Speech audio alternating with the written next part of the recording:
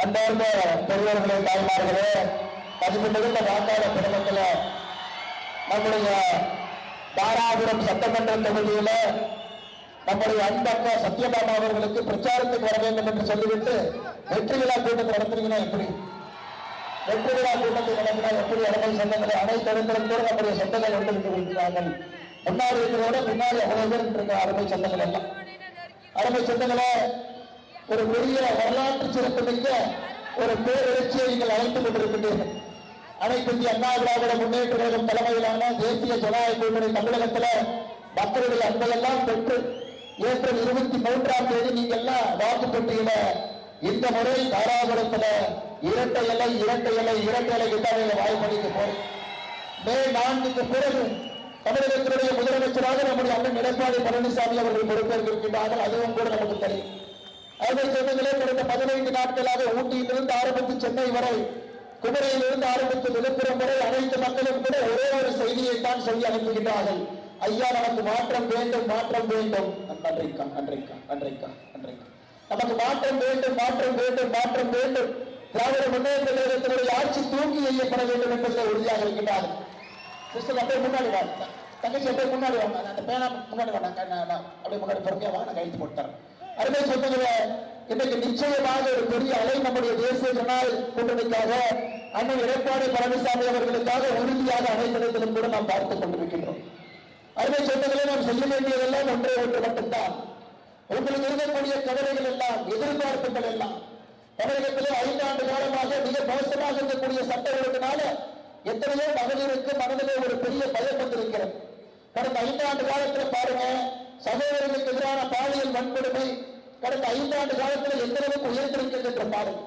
பெண்களுக்கு எதிரான கற்பழிப்பு வழக்குகள் மட்டுமே கடந்த 5 ஆண்டுகள்ல 2080 கற்பழிப்பு வழக்குகள் பதிவு செய்யப்பட்டிருக்கிறது. கடந்த 5 ஆண்டுகள்ல படுகொலைகள் மட்டுமே 8008 படுகொலைகள். கடந்த 5 ஆண்டுகள்ல 18 வயசு கீழே இருக்கக்கூடிய குழந்தைகள் அவர்கள் மீது நடத்தப்படக்கூடிய பாலியல் தாக்குதலுக்கு போக்சோ சட்டம் என்று சொல்லுவோம். அக்கா நன்றிக்கா, நன்றிக்கா, நன்றிக்கா, நன்றிக்கா, நன்றிக்கா. போக்சோ சட்டம் என்று சொல்லுவோம்.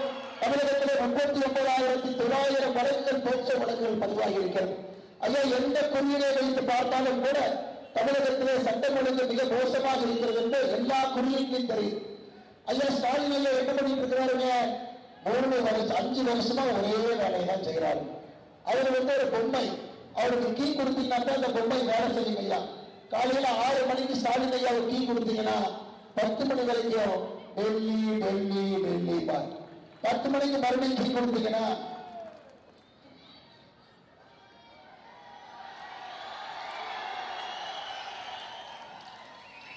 10 மணிக்கு ஐயா ஸ்டாலின் அவர்களுக்கு கீ கொடுத்தீங்கன்னா 10 மணிக்கு ஸ்டாலின் அவர்களுக்கு கீ கொடுத்தீங்கன்னா அதன் பிறகு ஹிந்தி ஹிந்தி ஹிந்தின்னு சொல்லுவார். சாயந்தரம் 6 மணிக்கு கீ கொடுத்தீங்கன்னா மத்திய அரசு எதுவும் செய்யல, எதுவும் செய்யல, எதுவும் செய்யல. இந்த 3ஐ தவிர இந்த 5 ஆண்டு காலத்துல நம்முடைய முதலமைச்சர் ஸ்டாலின் ஐயா அவர்கள் எதுவுமே பேசல. ஐயா ஒரு படத்துல வெளியில் என்ன சொல்லுவார்? சும்மா உட்கார்ந்து இருக்கிறது எவ்வளவு கஷ்டம் தெரியுமா? இன்னைக்கு ஐயா மு.க. ஸ்டாலின் அவர்களை பார்க்கும்போது எதுவும் செஞ்சாங்க. 5 ஆண்டு காலம் சும்மாவே உட்கார்ந்துட்டு ஆட்சியிலிருந்து போகக்கூடிய முதல் முதலமைச்சராக அண்ணன் ஸ்டாலின் அவர்கள் இருக்கிறார். ஐயா, இன்னைக்கு நம்முடைய தாராபுரம் சட்டமன்ற தொகுதியில நாம் எல்லாம் ஒரு மாற்றத்திற்காக நின்று கொண்டிருக்கின்றோம். தமிழகத்தில் சில அமைச்சர்களுக்கு மட்டும்தான் சட்டப்பேரவையில போட்டியிடுவதற்கு வாய்ப்பு கொடுக்கல திராவிட முன்னேற்ற கழகம். அதுல ஒரு அமைச்சர் இந்த தாராபுரம் தொகுதியில 2028 வெற்றி பெற்ற சகோதரி கயல்விழி செல்வராஜ் அவர்களுக்கு இந்த முறை சீட்டே கொடுக்கல. பாருங்க, சீட்டே கொடுக்கல. அவருடைய பணி அப்படிப்பட்ட பணி. அமைச்சராக இருந்த ஒருவருக்கு திராவிட முன்னேற்ற கழகமே தெரியும். இந்த முறை தாராபுரத்தில் இரட்டை இலை தான் ஜெயிக்கும் என்பது தெரிந்து அமைச்சர் ஒதுங்கினாரா, அமைச்சருக்கு சீட்டு கொடுக்கலையான்னு தெரியல. இன்னைக்கு சகோதரி இந்திராணி அவர்களை கொண்டு வந்து நிறுத்தி வைத்திருக்கின்றார்கள். அருமை சொந்தங்களே, ஒரு அமைச்சர் தன்னுடைய சொந்த தொகுதியில எதுவுமே செய்யல, அதற்காக இன்னைக்கு அவருக்கு சீட்டே கிடைக்கல அப்படிங்கிற நிலையில் இருந்து கொண்டிருக்கின்றோம். தாராபுரத்தை பொறுத்தவரை தமிழகத்தினுடைய அரசியல் சரித்திரத்துல மிக முக்கியமான ஒரு சட்டமன்ற தொகுதி. நல்லவர்களை இங்கிருந்தெல்லாம் எத்தனையோ முறை தேர்தல் தலைப்பிருக்கின்றீர்கள். இந்த முறை சகோதரி அக்கா சத்யபாமா அவர்களுக்கு உங்களுடைய வாக்கையெல்லாம் செலுத்தி சட்டம் ஒழுங்கை சரி செய்ய திரு ஸ்டாலின் அவர்களுடைய ஆட்சியை அடியோடு பிடுங்கி எறிய அண்ணன் எடப்பாடி பழனிசாமி அவர்களை தமிழகத்தினுடைய முதலமைச்சராக மே 4ஆம் தேதிக்கு பிற அவருடைய ஆட்சி கட்டளை அமர வைத்த நீங்கள் எல்லாம் ஒரே குரல்ல இரட்டை இலை என்று சொல்லி அந்த வாக்கை அளிக்க வேண்டும் என்பதை சொல்லுங்கள். அருமை சொந்தங்களே, திராவிட முன்னேற்ற கழகத்தினுடைய ஆட்சி என்றால் அது பட்டியல் சமுதாய மக்களுக்கு எதிரான ஒரு ஆட்சி தான் நம்முடைய திராவிட முன்னேற்ற கழகத்தினுடைய ஆட்சி. புதுக்கோட்டையில, வேங்கை வயல்ல, குடிநீரிலே மலத்தை கலந்த சம்பவம் இன்னும் குற்றவாளிகளை பிடிக்கல. ஐயா ஸ்டாலின் அவர்கள் இன்னும் புதுக்கோட்டையில வேங்கை வயலுக்கு போகல. சேலத்திலே பட்டியலின சகோதர சகோதரிகள் கோவிலுக்கு செல்லக்கூடாது என்று தடுத்தது அங்கிருந்து திராவிட முன்னேற்ற கழகத்தினுடைய நிர்வாகம். சென்னை பல்லாவரத்தினுடைய திமுக சட்டமன்ற உறுப்பினர் கருணாநிதி அவர்கள் வீட்டில் இருந்த படிப்பெண்ணை அழித்து சித்திரவதை செய்து சாதி ரீதியாக துன்புறுத்தார் என்பது பத்திரிகையில படிச்சு. ஆதி திராவிடர் மற்றும் பழங்குடியின நலத்தை நடத்தக்கூடிய மாணவர் விடுதியில எவ்வளவு மோசமாக உணவு இருக்கிறது அதனை அமைச்சரே கைவிடி செல்வராஜ் அவர்கள் என்பது நம்ம எல்லோருக்கும் தெரியும். திமுக ஆட்சியில பட்டியல் மற்றும் பழங்குடி சமுதாயத்துக்கு எதிரான குற்றங்கள் மட்டுமே 68 விழுக்காடு கடந்த 5 ஆண்டுகளில் உயர்ந்திருக்கிறது என்பது நமக்கு திரும்ப சொன்னது. குன்னம் தொகுதிக்கு உட்பட செந்துறை பாஜக தெற்கு ஒன்றிய செயலாளர் பட்டியல் பிரிவை சார்ந்த சகோதரர் அன்பரசு தன்னுடைய வீட்டுல ஒரு விழாவில் பட்டாசு வெடிச்சார். அதுக்காக வல்லாரக்குறிச்சியினுடைய திமுக கிளை செயலர் கண்பன் என்பவர் அவருடைய காலில் விழுந்து மன்னிப்பு கேட்க வேண்டும் என்று ஊர் பொதுவுள்ளதை செய்ய வைத்தார். பட்டியல் சமூக மக்களுக்கு நீதிபதி சோதனைகள் கிடைத்ததெல்லாம் திராவிட முன்னேற்ற கழகம் போன்ற பிச்சை என்று RS பாரதி அவர்கள் பேசினார். ஐயா, இந்த மாதிரி நான் பட்டியலை படிச்சுக்கிட்டே போகலாம். இந்த தீய சக்தி திராவிட முன்னேற்ற கழகம் சமூக நீதிக்கு எதிரான ஒரு கட்சி என்பதை தினம் தினம் தினம் ஒருமித்துக் கொண்டே இருப்பார். அருமை சொந்தங்களே, இன்னைக்கு சமூக நீதி நிலைநாட்டப்பட வேண்டும்.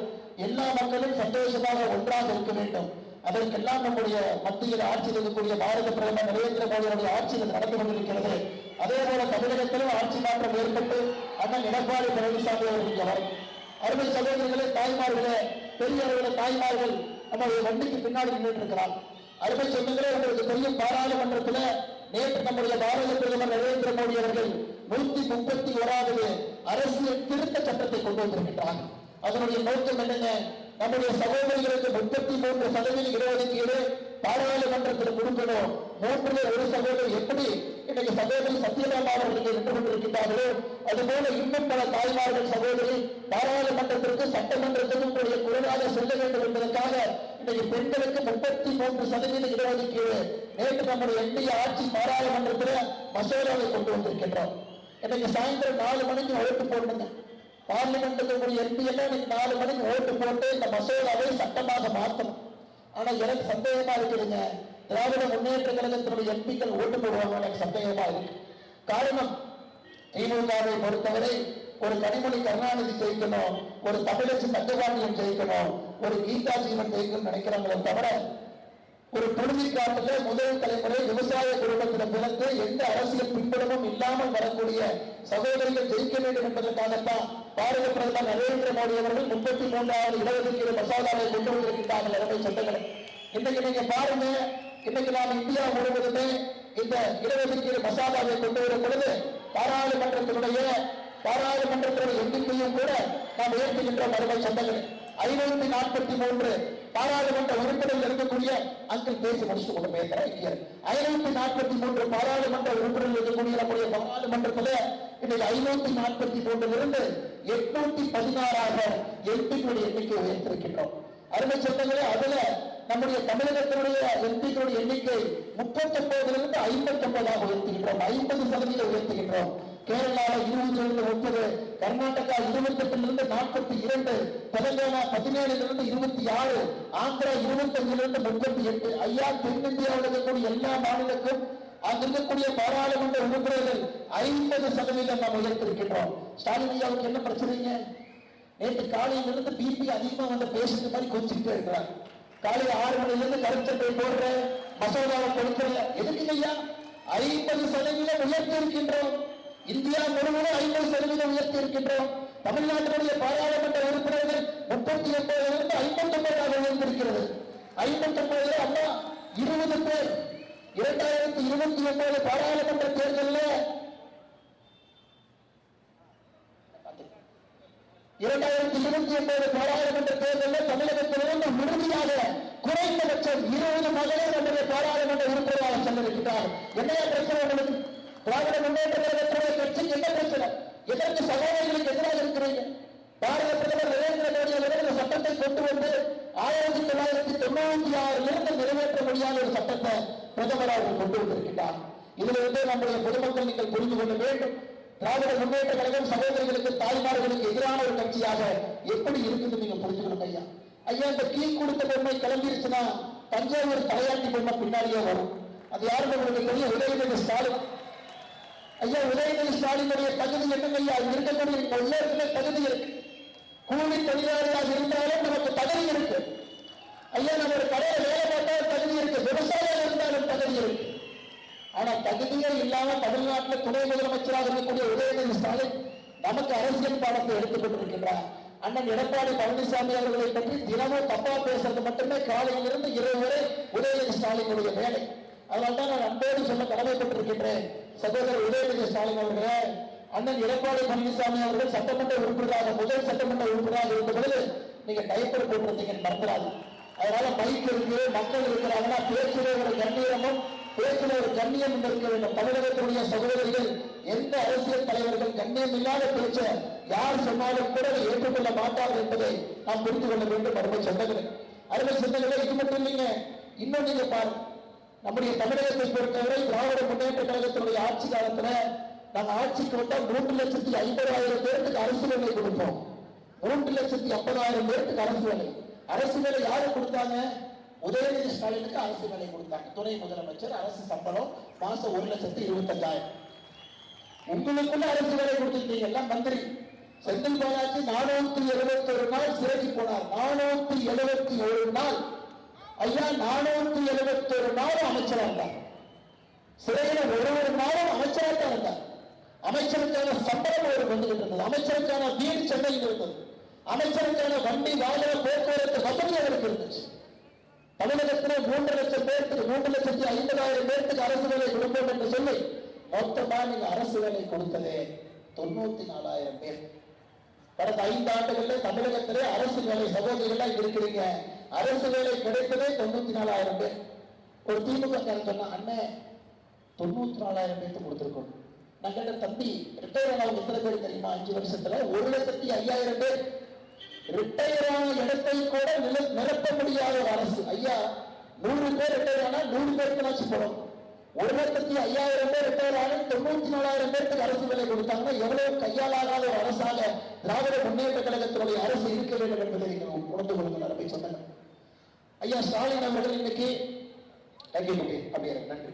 ஸ்டாலின் அவர்கள் இன்னைக்கு சொல்றது, நான் கொடுத்த வாக்குறுதியை மறுக்கவும் மாட்டேன், மறைக்கவும் மாட்டேன்.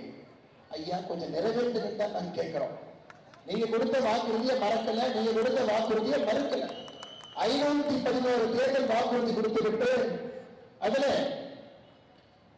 511 தேர்தல் வாக்குறுதி கொடுத்து விட்டு அதில் வெறும் 70 வாக்குறுதியை மட்டும் நிறைவேற்றிவிட்டு 15 விழுக்காடு தாங்க வாக்குறுதியை நிறைவேற்றிருக்கிறார். 85% வாக்குறுதி நிறைவேற்றல. ஸ்டாலின் காலையில கீ கொடுத்து விட்டாங்கன்னா ஒரு நாள் காலையிலிருந்து இரவு வரை 99%, 99%, 99% பேசுவார். அருமை சொந்தங்களே, ஒரு கையாளாகாத ஒரு அரசு தமிழகத்தை ஒரு கடங்கார மாநிலமாக 1900 முன்னேற்ற கழகத்தினுடைய ஆட்சி காலம் முடிந்து 2021 ஏப்ரல் ஆட்சி காலம் முடிந்த பொழுது தமிழகத்தினுடைய கடன் என்பது 4,50,000 கோடி. இன்னைக்கு தமிழகத்தினுடைய கடன் 2026 10,82,000 கோடி. இந்தியாவில் அதிகப்படியான கடன் இருக்கக்கூடிய மாநிலம் தமிழ்நாடு. அதிகப்படியான பெண்களுக்கு எதிராக வன்கொடுமை வழக்குகள் தமிழ்நாடு. அதிகப்படியான கஞ்சா வழக்குகள் தமிழ்நாடு. அதிகப்படியான லஞ்ச லாவணை நடப்பது தமிழ்நாடு. இதை கேட்ட நம்பர் 1 அரசர் இவனுங்களே பேர் வச்சு சொல்லிட்டு இருக்கிறாங்க. நம்பர் 1 எதுலையா? நம்பர் 1 இல்லையா? மக்களுக்கு வாழ்வாதாரத்திலையா? கொலை, கொள்ளை, குற்றம், கற்பழிப்பு இதுல நம்பர் 1. 10,82,000 ரூபாய் தமிழகத்தினுடைய கடன். தாய்மார்களே, அம்மா உங்கள்கிட்ட ரேஷன் அட்டை இருக்குதுல்லங்கம்மா, அம்மா தாய்மார் ரேஷன் அட்டை இருக்கு. அனைத்து அண்ணா திராவிட முன்னேற்ற கழகத்தினுடைய ஆட்சி முடியும் பொழுது ஒரு ரேஷன் அட்டையின் மீது இருந்த கடன் 2,10,000. திமுக ஆட்சி முடியும் பொழுது ரேஷன் அட்டை மீது இருக்கக்கூடிய கடன் 4,80,000. அம்மா என்னைக்கு அடிக்க வந்துடாது. உங்க ரேஷன் அட்டையின் மீது 5 வருஷத்துல 2,70,000 ரூபாய் கடன் அதிகமாக இருக்கிறது. 5 வருஷத்துல 2,70,000 ரூபாய் கடன். அப்ப ஒரு நாளே கடன் எவ்வளவுங்கம்மா? 1,825 நாள், 5 வருஷம். அம்மா உங்க ரேஷன் கார்டின் மீது ஒரு நாளைக்கு 150 ரூபாய் கடன் வாங்கியிருக்கிறார்கள். 150 ரூபாய். சரி, 150 கடன் வாங்கிட்டான். அம்மா உங்களுக்கு எவ்வளவு வந்துச்சு? பெண்களுக்கு 1000 ரூபாய் கொடுப்போம், முதல் 28 மாசம் கொடுக்கல, கொடுக்கலம்மா. அப்ப பிடிஆர் என்ன? பிடிஆர் அண்ணன் கையில வாட்ச் 2 வாட்ச் கட்டியிருப்பார். அண்ணே பெண்களுக்கு 1000 ரூபாய் எப்ப கொடுப்பீங்க? கொடுப்போம்னு சொன்னோம், ஆனா எப்ப கொடுப்போம்னு சொல்லல. ஐயா திமுக வேணாவே இதான் 28 மாசம் கொடுக்கல, 29வது மாசம் கொடுத்தாங்க. மொத்தம் 32 மாசம் உங்களுக்கு கொடுக்கப்பட்ட பணம் 32,000. பொங்கலுக்கு 5 வருஷத்துல 5000, 1 வருஷம் 2000, 1 வருஷம் 1000, 1 வருஷம் 2000, 2 வருஷம் கொடுக்கணும். 32,000 5000 சேர்க்கிறீங்கன்னா 37,000. ஐயா 5 வருஷத்துல 1825 நாள்ல 37,000. ஒரு நாளைக்கு உங்களுக்கு கொடுத்தது 20 ரூபாய். 20 ரூபாய் உங்களுக்கு எடுத்தது எவ்வளவு? 150 ரூபாய். ரேஷன் அட்டை மீது கடன் 150 ரூபாய் கடன்ல ஒரு நாளைக்கு கொடுத்தது 20. அப்ப மொத்தமா உங்களுக்கு இருந்து 130 ரூபாய் பிடிக்கிட்டான். அம்மா இது பேரு தான் கருணாநிதி தனம். கருணாநிதி தனம் என்னன்னா இதாலங்க 150 ரூபாய் ரேஷன் அட்டை மீது கடனை ஏற்று 20 ரூபாய் உங்களுக்கு கொடுத்துவிட்டு மொத்தமாக 130 ரூபாய் ஏழை சொந்தங்களுடைய பாக்கெட்ல இருந்து எடுத்திருக்கிறான். இதுக்கு ஒரு பேர் திராவிட மாடல் அரசு ஒரு பேர் வச்சு சொல்லிட்டு இருக்கிறான். அருமை சொந்தங்களே, இந்த முறை நம்முடைய தாராபுரத்தில் கடந்த முறை நம்முடைய தேசிய ஜனநாயக கூட்டணி கடந்த முறை நாம் 1393 ஓட்டுல தான் நம்ம வெற்றி வாய்ப்பை இழந்தோம். எனக்கு அனைத்து அண்ணா திராவிட முன்னேற்ற கழகம் இரட்டை இணை மிக வலிமையாக நம்முடைய கூட்டணி கட்சிகளோடு இணைந்து இருக்க வேண்டியிருக்கின்றோம். அதனால் இந்த முறை சரித்திர வெற்றியை நீங்கள் பதிவு செய்கிறோம். அண்ணன் எடப்பாடி பழனிசாமி அவர்கள் தமிழகத்தினுடைய முதலமைச்சராக வரணும். இந்த தொகுதியிலிருந்து அக்கா சத்யபாமா அவர்கள் உங்களுடைய சட்டமன்ற உறுப்பினராக, தாராபுரத்தினுடைய சட்டமன்ற உறுப்பினராக வரணும். அதற்கு நீமெல்லாம் அக்காவோடு இருக்க வேண்டும் என்று சொல்லி தாராபுரம் தொகுதி கிட்டத்தட்ட என்னுடைய தொகுதி மாறிட்டாங்க. ஊரு பக்கத்துல தாங்க ஐயா இருக்கு. நம்ம ஊரு பாலத்தை தாண்டா தாராபுரம், நம்ம காடு இந்த பக்கம் தாராபுரம், அந்த பக்கம் அரவக்குறிச்சி. அதனால இந்த தொகுதியை நன்றாக தெரிந்தவர் விவசாய பெருமக்கள் நிறைய இருக்கிறேன். அருமை சொந்தங்களே, அனைத்து இந்திய அண்ணா திராவிட முன்னேற்ற கழகத்தினுடைய ஆட்சி முடியும் பொழுது 45 லட்சம் விவசாயிகளுக்கு நம்ம வருஷத்துக்கு 6,000 ரூபாய் கொடுத்தோம் ஐயா. 45 லட்சம் விவசாயிகளுக்கு 6,000. இன்னைக்கு திராவிட முன்னேற்ற கழகத்தினுடைய ஆட்சி முடியும் பொழுது அது 21 லட்சமா மாறி இருக்கு. 21 லட்சம் 24 லட்சம் விவசாயிகளை அங்கிருந்து நீக்கியாச்சு. எதுக்கு? கூட்டுப்பட்டா ஆதார் அட்டையில பேர் வேறு, பேங்க் அட்டையில பேர் வேறு, மொபைல் நம்பர் வேறு, அக்கௌண்ட் நம்பர் வேறு. 24 லட்சம் விவசாயிகள் ஐயா தாராபுரம் மாவட்டத்தில் மட்டுமே, திருப்பூர் மாவட்டத்தில் மட்டுமே அனைத்து இந்திய அண்ணா திராவிட முன்னேற்ற கழகத்தினுடைய ஆட்சி முடியும் பொழுது 94,900 விவசாயிகளுக்கு 6,000 ரூபாய். இன்னைக்கு திருப்பூர் மாவட்டத்தில் 63,474 விவசாயி, 31,000 பேர் இந்த ஒரு மாவட்டத்தில் மட்டுமே நீக்கப்பட்டிருக்கிறார்கள். அவர்களுக்கும் நாம் அண்ணன் எடப்பாடி பழனிசாமி அவர்கள் வந்த பிறகு மறுபடியும் சேர்த்து அந்த 6,000 ரூபாய் வருமாறு நாங்கள் செய்வோம். நேற்று சேலத்தில் ஒரு மீட்டிங் நடந்தது ஐயா. ஒரு படத்துல விவேக் ஐயா வருவார். விவேக், தம்பி நீ நல்லவனா கெட்டவனா? ஆமா இல்லைன்னு, நான் அப்பப்ப பீடி குடிச்சேன்னா சாராயம் குடிப்பேன், சாராயம் குடிச்சேன்னா கஞ்சா சாப்பிடுவேங்கிற மாதிரி நேற்று பிரேமலாத அக்கா மேடையில ஸ்டாலின் ஐயா உட்கார வச்சுட்டு, நம்ம ஸ்டாலின் ஐயா ரொம்ப நல்லவர் தான், சேலத்துல பிரேமலாத அக்கா ரொம்ப நல்லவர் தான், என்ன தமிழ்நாட்டுல கொஞ்சம் பெண்களுக்கு எதிராக பாலியல் வன்கொடுமை அதிகமாகி போச்சு அப்படின்னு ஸ்டாலின் ஐயா பார்த்தாரு. நம்ம கூட்டத்தில் இருக்கிறியா, பக்கத்து கூட்டத்தில் இருக்கிறியா? அதை சுகாதாரத்துக்கு முன்னாடி பிரேமலாதாக்கா நல்லவர் தான், கொஞ்சம் கஞ்சா புழக்கம் அதிகமாகி போச்சு. ஐயா அருமை சொன்னீங்களே, இன்னைக்கு திராவிட முன்னேற்ற கழகத்தினுடைய கூட்டணி எப்படி இருக்கின்றார் ஐயா? ராகுல் காந்தி காங்கிரஸ் இருக்கக்கூடிய இங்க தமிழ்நாட்டில் கூட்டணி இருக்கிறாங்க. ராகுல் காந்தி நாளைக்கு தான் தமிழ்நாட்டுக்குள்ள எட்டி பார்க்கிறார். ராகுல் காந்தியும் ஸ்டாலின் ஐயாவும் ஒரே மேடையில பிரச்சாரம் கிடையாது. ராகுல் காந்தி வேற பக்கம், ஸ்டாலின் அவங்க வேற பக்கம், ஒன்னா பிரச்சாரம் இல்ல. நாளைக்கு கோயம்புத்தூர்ல ஒரே மேடையில எடப்பாடி அண்ணன் மோடி ஐயா அவர்கள் ஒரே மேடையில கோயம்புத்தூர்ல பிரச்சாரம் பண்ண போறோம் ஐயா. இங்க மட்டுமில்ல, மதுராந்தகத்துல, திருச்சியில, மதுரையில, நாகர்கோவில்ல ரோட் ஷோல மோடி ஐயா எடப்பாடி அண்ணன் நாளைக்கு கோயம்புத்தூர்ல கொண்டாடி இருக்க போகிறார் ஐயா. இது பேருதான் கூட்டணி, அது பேர்ல பிஞ்சு துணியை ஒட்ட வச்ச கூட்டணி தான் காங்கிரஸ் திமுக கூட்டணி என்பதை நீங்கள் மறந்துவிடக்கூடாது. அருமை சொந்தங்களே, தாய்மார்களே, மறந்துடாது. அருமை சொந்தங்களே, அது மட்டும் இல்ல, இப்பதான் கம்யூனிஸ்ட் கட்சி வேட்பாளர் பழனியில் நின்றார். மார்க்சிஸ்ட் கம்யூனிஸ்ட் கட்சி தமிழ்நாட்டு தலைவர் ஐயா சண்முகம் அவங்க போய் கேட்கிறார், ஐயா திமுக ஊழல் பண்றான், அவங்க கூட கூட்டணி இருக்கிறீங்களா ஐயா? அது கம்யூனிஸ்ட் கட்சி தலைவர் என்ன சொன்னார் தெரியுங்களா? போன வாரம், நாங்க கூட்டணியில் இருப்போம், ஆனா திமுக ஊழலுக்கு நாங்க பொறுப்பில்லை. எங்க பிரேமலதா கூட்டணியில் இருப்பாங்க, ஆனா லஞ்ச லாவண்யம் எல்லாம் அதிகமாகி போச்சு. நீங்களே உங்களை மாத்தி மாத்தி ஓட்டிக்கிட்டா அப்புறம் அண்ணாமலை எழுந்திருக்கிறாங்க. எங்க நாமளே எழுந்திருக்கிறோம், நீங்களே மாத்தி மாத்தி இப்படி சொன்னாங்க. அது அருமை சொந்தங்களே, அது பொருந்தாத கூட்டணி. அது 10 பொருத்தம், ஒரு மாப்பிள்ளை ஒண்ண பார்த்தா கூட 10 பொருத்தம் பார்த்துதான் திருமணம் பண்ணும். ஒரு பொருத்தம் கூட பொருந்தாத ஒரு கூட்டணி. எப்படி அந்த கூட்டணி தமிழகத்துல 2026 ஆட்சி கட்டளைக்கு அவர்கள் வருவாங்க. ஆனால் அருமை சொந்தங்களே, இந்த முறை அக்கா சத்யபாமா அவர்கள் நீங்களும் வெயில் நிற்கிறீங்க, ரொம்ப நேரம் நிற்கிறீங்க, பொறுமையாக இருக்கிறீங்க. நாம் சொல்ல வருகின்ற ஒரே கருத்து, மாற்றம் வேண்டும். தாராபுரத்தில் மாற்றம் வேண்டும், கோட்டையில் மாற்றம் வேண்டும். இந்த சத்யபாமாவை கொண்டு வந்துதான் எடப்பாடி ஆட்டோமேட்டிக்கா வந்துருவாங்க. அதனால் நிச்சயமாக நீங்கள் இதை செய்ய வேண்டும் என்று சொல்லி, போன வாரம் டிஜிபியை மாத்தினாங்க, முந்தா நேற்று தலைமைச் செயலரை மாத்தினாங்க, 23ஆம் தேதி முதலமைச்சரை மாற்றிவிட்டீங்கன்னா சரியா போச்சிடலாம். அவ்வளவுதாங்க. 3 பேர்த்தையை மாற்றி தமிழகத்திலே ஒரு அரசியல் மாற்றத்தை நீங்கள் கொண்டு வர வேண்டும் என்று சொல்லி மேலே இருக்கக்கூடிய எல்லா தலைவர்களுக்கும் கூட நன்றி சொல்ல வேண்டிய தருணத்திலே நேரத்தில் நின்று கொண்டிருக்கிறோம். என்னுடைய ஊரிலே, நரம்பிலே, நெஞ்சில, என்னுடைய உடம்புல இருக்கக்கூடிய பாரதிய ஜனதா கட்சியினுடைய அன்பு தொண்டர்களே, தலைவர்களே, நாம் இங்கே அனைத்து இந்திய அண்ணா திராவிட முன்னேற்றத்திற்காக பணி செய்து கொண்டிருக்கின்றோம். நம்முடைய நெஞ்சிலே, தோள்பட்டையிலே நம்முடைய இரட்டையை சுமந்து கூட்டணியுடைய தர்மத்தின்படி ஒரு வாக்கையும் கூட இரட்டலை கொண்டு வந்து மிகப்பெரிய வாக்கு வித்தியாசத்துல அக்கா சத்யபாமா அவர்களை இங்கிருந்து வெற்றி பெற செய்து கோட்டை அனுப்பும் வரை ஒரு பாரதிய ஜனதா கட்சியுடைய தொண்டனுக்கு தலைவனுக்கு தூக்கமில்லை என்பது உங்களுக்கு இந்த நேரத்தில் தெரிவிப்பதனுடைய கடமையாக நான் கருதுகிறேன். அதே போல நம்முடைய எல்லா கூட்டணி கட்சியினுடைய தலைவர்கள் இருக்கிறாங்க. அவர்கள் தமிழகத்தில் ஒரு எம்பி எப்படி இருக்க வேண்டும் என்பதற்கு உதாரணம் என்ன கேட்டீங்கன்னா, எப்போது நான் சொல்ற ஒரே பேரு அண்ணன் மகேந்திரன் அவர்கள். இதற்கு முன்பு நம்முடைய பாராளுமன்ற உறுப்பினராக இருக்கும் பொழுது ஐயா ஒரு ரோடு போட்டிருக்கிறார், கோயம்புத்தூர்ல இருந்து பொள்ளாச்சி வரைக்கும். ஐயா யூரோப்ல கூட அந்த மாதிரி ரோடு நான் பார்க்கல, அமெரிக்கால கூட அந்த மாதிரி ரோட பார்க்கல. கான்கிரீட் ரோடு பிரதம மந்திரியிடம் பேசி நிதியை கொண்டு வந்து மிக அட்டகாசமாக அவருடைய எம்பி காலத்தில் மிகச் சிறப்பாக இந்த முறையும் கூட அண்ணன் சட்டமன்ற உறுப்பினராக இருந்தும் கூட்டணிக்காக அவருடைய தொகுதியை விட்டுக் கொடுத்து ஒரு அனைத்து இந்திய அண்ணா திராவிட முன்னேற்ற கழகத்தினுடைய ஒரு தலைவர், ஒரு தொண்டனாக எப்படி இருக்க வேண்டும் என்பதற்கு இலக்கணமாக இருக்கக்கூடிய அருமையண்ணன் மகேந்திரன் அவர்கள் நம்மோடு இருக்கின்றார். பாரதிய ஜனதா கட்சியினுடைய இதற்கு முந்தைய மாவட்ட தலைவர், இந்த பகுதியை இரும்பு கோட்டையாக வைத்து மக்களுக்கு எப்பொழுதும் பணி செய்யக்கூடிய அருமையண்ணன் ருத்ரகுமார் அவர்கள் நம்மோடு இருக்கின்றார்கள். அவருக்கு நம்முடைய நெஞ்சார்ந்த வாழ்த்துக்களை, வணக்கங்களை இந்த நேரத்தில் தெரிவிப்பது என்னுடைய கடமையாக நான் கருதுகின்றேன். அருமை சொந்தங்களே, நம்முடைய கூட்டணி கட்சியினுடைய எல்லா தலைவர்களும் இங்க இருக்கிறாங்க. அவர்களையும் கூட இந்த நேரத்தில் அவர்களுக்கெல்லாம் அவருடைய பெயரை சொல்லி அவர்களுக்கு நன்றியை தெரிவிப்பது என்னுடைய கடமையாக இருக்கிறது.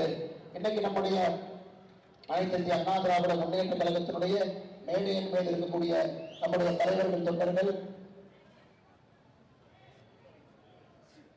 முத்து வெங்கடேஸ்வரன் நம்முடைய தொகுதி பொறுப்பாளர், மாநில பொறுப்பிலிருந்து அனைத்து இந்திய அண்ணா திராவிட முன்னேற்ற கழகத்தினுடைய தலைவராக இருந்து நம்ம எல்லாம் வழிநடத்தக்கூடிய அண்ணன் முத்து வெங்கடேஸ்வரனுடைய சிறந்தாழ்ந்த வணக்கங்களையும் வாழ்த்துக்களையும் நன்றிகளையும் இந்த நேரத்தில் தெரிவிப்பதோடு நம்முடைய எல்லா கூட்டணி கட்சியினுடைய அன்பு தலைவர்கள் இருக்கிறாங்க, அம்மா மக்கள் முன்னேற்ற கழகத்தினுடைய தலைவர்கள், தொண்டர்கள் இருக்கிறாங்க. அவர்கள் நன்றி செலுத்த வேண்டிய நேரம். அதே போல நம்முடைய பாட்டாளிகள் இருக்கிறாங்க.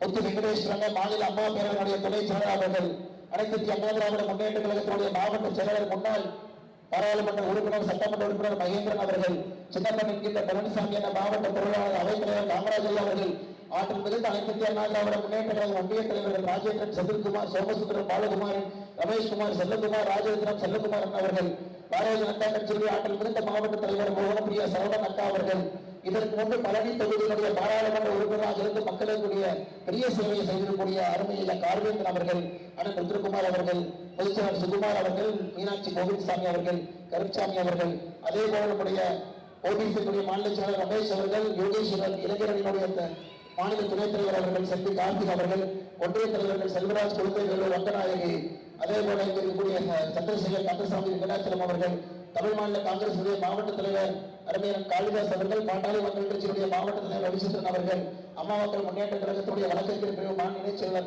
அண்ணன் ராஜேந்திரன் அவர்கள், அதேபோல் நம்முடைய தமிழக மக்கள் முன்னேற்ற கழகத்தின் சார்பாக அண்ணன் ஜான் பாண்டியன் அவர்கள் சார்பாக வந்திருக்கக்கூடிய தலைவர்கள், தொண்டர்கள், ஐயா பாரிவேந்தர் அவருடைய தலைவர்கள், தொண்டர்கள், அண்ணன் ஏசி சண்முகம் அவருடைய தலைவர்கள், தொண்டர்கள், ஒட்டுமொத்தமாக நம்முடைய எல்லா கூட்டணி கட்சியினுடைய தலைவர்கள், தொண்டர்கள் இங்கே வந்திருக்கின்றீர்கள். பின்னாடி இருக்கக்கூடிய எல்லா அம்மாக்களுக்கு வெயிலை பொருட்படுத்த வந்திருக்கிறீங்க. நம்முடைய நல்ல நம்முடைய கூட்டங்களுடைய வெற்றி, கூட்டங்களுடைய ஒற்றுமை ஓங்கட்டும். ஒரு மிகப்பெரிய ஒரு வாய்ப்பு நமக்கு கிடைத்திருக்கிறது. ஏற்கனவே சின்னத்தில் தாராபுரம் தொகுதியை வெற்றி பெற செய்து அக்கா சத்யபாமா அவர்களை இரட்டை இலை ஏப்ரல் 23ஆம் தேதி ஒரு வெற்றி சட்டமன்ற உறுப்பினராக இங்கிருந்து நீங்கள் அனுப்பி வைக்க வேண்டும் என்று பண்போடு பணியோடு பாட்டத்தோடு தெரிவித்து இங்கு இருக்கக்கூடிய எல்லா அன்பு சொந்தங்களுக்கும் நன்றி இழந்த வாழ்த்துக்களை வணக்கங்களை தெரிவித்து என்னுடைய உரையை முடித்துக் கொள்கின்றேன். பாரத் மாதா கி ஜெய்.